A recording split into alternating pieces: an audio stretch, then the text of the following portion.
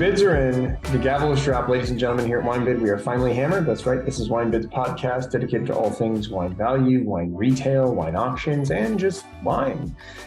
With you, as always, I am Jeff McGurn from WineBid's marketing team with my compatriot here, the philosopher of Pomard. That's right, Paul Walker, our wine expert. We're going to be talking about everything coming to auction from France this week. And there is indeed some interesting stuff. As we always... That's so serious today, Jeff. I'm very serious today. I'm always very serious. Got serious tone today. I have a very serious tone today. And because we've got some very serious wine, Paul. Well, that's true. You know how I feel about my wine. I take it very seriously. Not as serious as you take it because you are the expert. But let's start with Bordeaux as we always do. And some interesting stuff. We've got 78 Aubryon for $360. A lot of people. That's a good pick. That's great wine. It's really, really tasty stuff, just in case you haven't had it. I have not. I have yet to have a 78 Aubryon, but I'm thinking about potentially grabbing one because I do have a good friend who was born in 1978, whose birthday is actually today.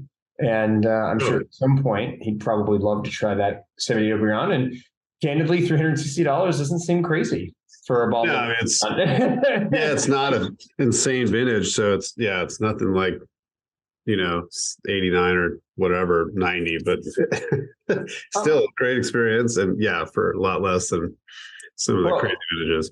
Yeah, we also had like a bevy of sort of some of the newer stuff from really good vintages that I didn't think was crazy, like the 16 Lynch Bage for $130, an 18 La Maison Aubryon for $580. I mean, it's pretty steep. I didn't think that was high. That one's really high. That one was high, but then you look at like the 18 Obali for $125. Yeah, there's a few vintages of Obali this week, I think. Right? There's multiple vintages. Yes. And 10 and 18, I guess. Yeah, two vintages, but still. 10 and 18. But I thought, I didn't think that was crazy. We had the 2018 Gerard Larose for $125. Yeah. And then the 2000 for $135, which both good vintages. Again, I didn't think that was overly crazy. No. I think 2018 Troppelong Mondot for $165. Yeah, it's on my list too. And, I think a couple of other ones, like we have some 05s that are really good, like the 05 Pape Clement. We have 9 of those at $170. A little high for Pape Clement, but it is an 05. Like it's an outstanding year. We've got an 03 Leo Vaubertin for $155. We have 2 of those. And then an 05 Malescott Saint-Exupéry for $130. We have 7 of those. I mean, it is quite a bit higher than what you can get Malescott for, but 05, phenomenal year, great vintage. There were a bunch of Sauterne that I thought was interesting. Yeah, there's a lot of great Sauternes and a lot of good deals again. A lot of good. I mean, what was interesting is so you have this 01 Riesec split for $90, but then not a good deal. Not a good deal because they have the 750s at $125 and $135.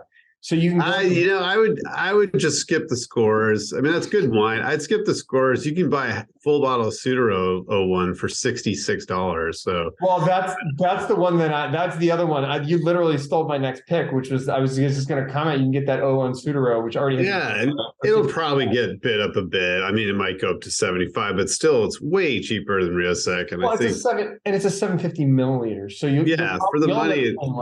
It's Riesec's great, but it got overinflated because of all the ratings, and so I think you've got some other stuff too. There's a 1 Guiraud full bottles for $50 a piece. There's a couple of those. You could probably score that close to reserve. Yeah. If you're going to spend that kind of money, buy the 15 Decam half bottles for $235. Did you see this 15 Les Justices 1 bottle lot OWC from 1952? Yeah, I saw that. What is that? It's a Sauterne. This is a Chateau Les Justices. Les Justice. Les Justice, 175. for a Sauterne with what, I don't know that, but is that range? are they still producing wine? I don't even know. Huh. I've no idea. What I do know is that 52. Oh, you can see the vintage stamped on the cork in the photo. Actually, it's pretty cool. oh, what it came. Oh, yeah, that's a rare one. Yeah, yeah. I mean, this is not something you see a lot, but I thought that one was really interesting. Oh, and then actually one thing I missed, the non-Sauterne, was 2010 Chateau Giscourse. We have 5 of those at $65. Yeah, I actually had all the G-Score because there's 09 for 80, 10, yep. 65. Yeah, 10 is a deal. And then the 18 at 185, which is very high. But that was what I was saying. It was like it's 65 for the 10 and then 185 for the 18. Yeah, I think that's another consignor might be inflating pricing. I looked at a couple of these that we'd mentioned, and the Trollmondo, for example, is a little inflated. So consignors do have the ability to inflate prices if they wish for a certain amount of time in the auction, just for the public's knowledge. And at which point, if it doesn't sell, it's got to drop to current default prices. So you will see some prices that sometimes are a little bit out of the range, but I think Trollmondo 18 is one of them, and I think that 18 G-Score is another one. So I think that's going to come down a bit. It will. Anything else you want to mention in Bordeaux before we move on to Burgundy? Yes, 18 Valandro that also stood out to me because it's kind of a favorite garage producer from the 90s. That was such a big deal. But anyway, I haven't tried it in a long time. I've never had the 18. 05 Gazin also in for 3 of those at 105. And yeah, that was pretty much it for Bordeaux for me. Let's go ahead and take a look at Burgundy. I picked out, we've got this 2011 Costerie Montellier. Montellier for 160 after bid. It started at 150. We've got that's inexpensive for any kind of Costerie. So I mean, no wonder it's got a bid already. Not surprising. Tricky red vintage too. So that should be an interesting wine. I'll just leave it at that.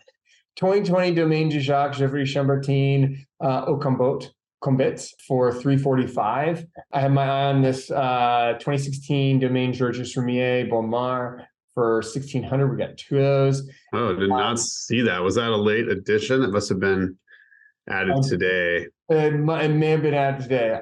I do not know when it was added. We have this 2016 Domaine Francois Ravenot Chablis Montman. This one already had 2. We have 2 of them. They have bids on them, taking from 260 to 270. I'm sure we're going to see that come up a little bit.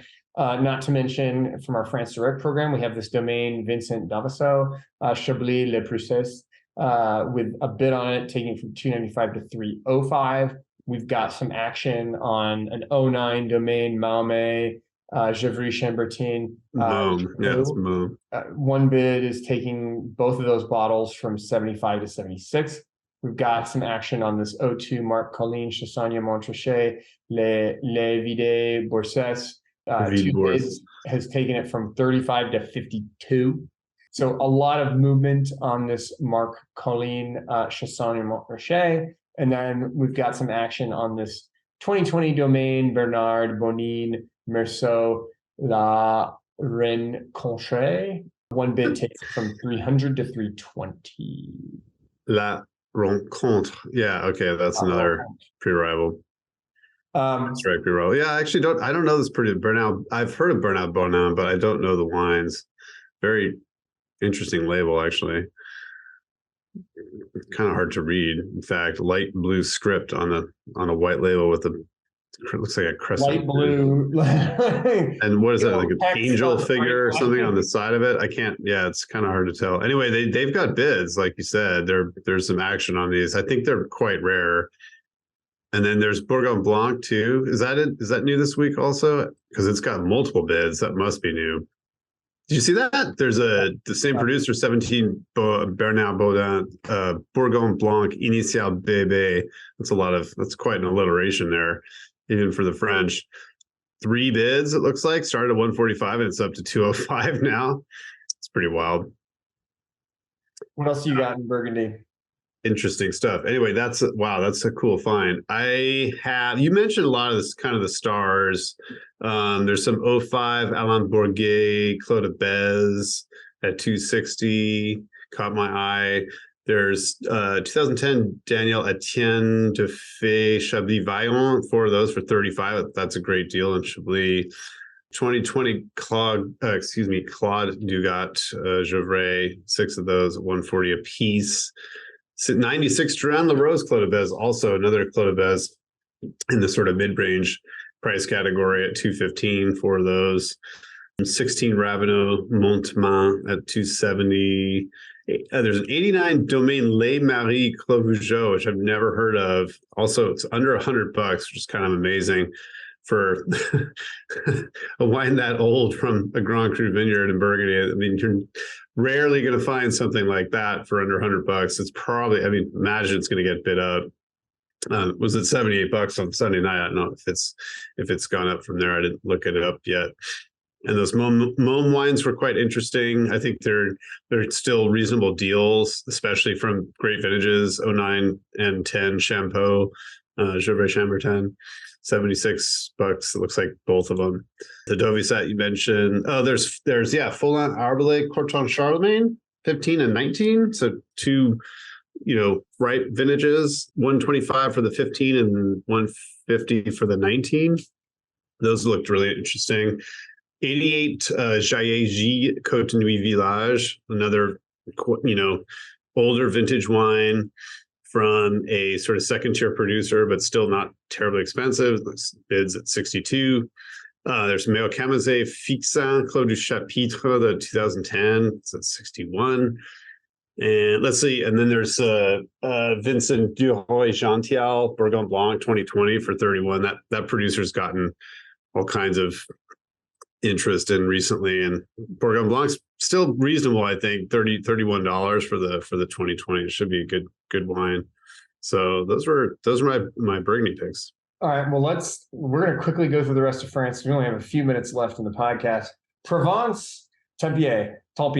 There's like 10. I knew you were going to mention Tempier. Well, that's all that came in Provence. There's like some 10, 16 Bandol, 9 Bandol Cabeçot, 11 Cabeçot. No, it's a nice selection for sure, because everything's got at least several years on it. So yeah, that's and it's like it's not crazy expensive. No, they're all still within kind of reasonable ranges. Which anything a little bit older than that, like I want to say anything from the 90s is probably over $100 now. So those 09s and 10s, the Migua, they're getting close to 100. So. Yeah. From the Loire, we've got not a ton of stuff. We've got some Domaine Huet Vouvray, which I love. Some Sancerre from Gérard Boulet, and some Sancerre from Domaine Vacheron. That one actually has a bit on it, and then a bunch of Nicolas Barbeau wines coming in as well. Let's head over to the Languedoc. Yeah, these Nicolas Barbeau wines are very interesting because they're quite expensive, and I suspect this is like some kind of or sought after and rare natural wine producer, but I'm making an assumption there. But anyway, I'm very curious about those Nicolas Barbeau wines because I've never seen them before, and they look interesting. Oh yeah, and that you mentioned 21 Vacheron Sancerre Guigne Chèvre looks great, and it's got a bid at 41. We've got a couple of bottles of Jean Bordy Chateau Chalon from I saw those too. 14 in Jura. You like that kind of wine? Has bids on it. Does the 06? The 06 is not yet, but this stuff. I mean, this is like right up your alley, right? I don't drink a lot of Sauvignon or Chenin or those kinds of varieties, but I'm sure they're delicious. Only a few things from Alsace. We've got literally just 3 bottles of wine from Domaine Amélie and Charles Spar. So you can check those out. Beaujolais, again, 2 things: 98 Chateau Thivin Côte Brûlée for $30, and a 2018 Pierre Marie for $25. Champagne. Bunch of champagne. Champagne, there's a bunch of champagne. The ones I have are cool. I love the Piper Head Super Rare. The O2 is really good. I've had that a few times. O8, Eily Ore, Grand Cru, Videvin, 500. Non-vintage Mon Selection Reserve already has bids on it. Some 71 Henriot. What else are we missing? And then we have to wrap this up. Yeah, I've got to run, unfortunately. But no, there's some Charton Taillé. There's some Etienne Calsac wines. They're not terribly expensive, under 50 or at 50. Guy Charlemagne. There's Henri Goutour, Jean Vassel. There's some Krug. There's Marc Ebrard, a bunch of different Marc Ebrard wines, 13, 14, multi-vintage Blanc de Blancs. Pierre Legras, there's some, let's see, Veuve Clicquot, 85 Grand Dame. There's a couple of Vilmars in. Oh, and from England, there's Haddingly Valley, excuse me. So I had to throw that in, even though it's not in Champagne, because we probably wouldn't touch on it otherwise. Yeah, indeed. And then Jérôme Blanc also. Jérôme Blanc, Brut Les Caillasses 08. Looks great. And before we sign off, I'm just going to mention a few things from the Rhone. We've got some Jean-Louis Chave Hermitage for $275. Already has a bid on it. There's actually red and white, actually. Right? Red and I was just gonna say there's a without a bid for $230. I thought that was super interesting. I thought this Domaine de Pagao 09 mag was kind of cool at $210. A few years on it, and it's a mag format. $210 didn't strike me as crazy for that. 07 Claude Pape, Chateauneuf de Pape. I have to mention that. $265, but then there's a mag of the 15 for $180, which I thought was actually a killer deal for Claude Pape. $180 for a mag is phenomenal. And then a bunch of Domaine Thierry, and then an 09 Auguste Clap Cornat for $185 after a bid. And we've got a bunch of other Auguste Clap. Allemands, yeah, there's a bunch of Allemand wines. Bunch of Allemands. And with that, ladies and gentlemen, that wraps up Finally Hammered's France episode for this week. Join us later this week where we recap the auction and go through some of the other wines coming in to auction as well. This has been Jeff DeVere and Paul Walker wishing you happy bidding and cheers. Cheers.